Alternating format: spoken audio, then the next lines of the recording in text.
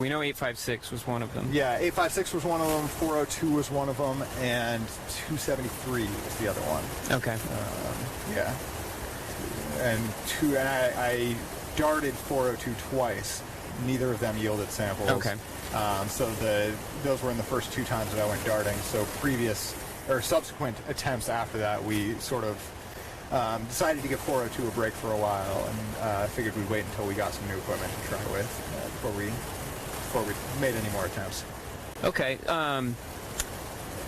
So then, you've darted a few bears. We could talk then about the bit of news that people might be interested in, I guess, is that there was a sow with cubs walked under here right before we got the broadcast. Was. That's right. That's very You want to exciting. break the news there? And you could describe, if you had been ready with a dart, could you have taken a shot then? Yes, I could have actually. She walked almost exactly where we are. It would have been a great spot to take a shot. It was a female that we have not seen yet this year, and she is one that I have a certain fondness for. It is bear 854, and I have a particular fondness for her because in 2014 I assisted in removing a wolf snare from around her neck. That's a whole big long story. There's a YouTube video. There's a lot of different discussions that have happened on that hopefully some people can share in the comments for those of you that haven't heard of it. Yeah. But so the first time this year seeing that bear, right? Yeah, she's one that I keep an eye out for at the beginning of each year, and had sort of written her off for this year and figured that maybe something had happened to her, or maybe she just decided to avoid Brooks River this year.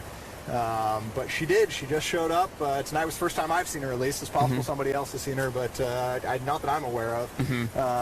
And yeah, she had 3 spring cubs trailing her. All looked very good, looked healthy. They were all pretty fat looking. Yeah, it was good to see them. And so they walked right through here. So if they walked back by, you'd be looking to make sure that you wouldn't dart the cubs. Correct. You would consider darting 854.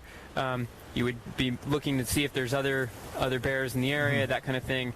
But then the dart would go in, bounce out, grab it with the grabber, and potentially you'd have a sample from her. Yeah, and there have been other times, for instance, with other sows with cubs that I've avoided taking the shot.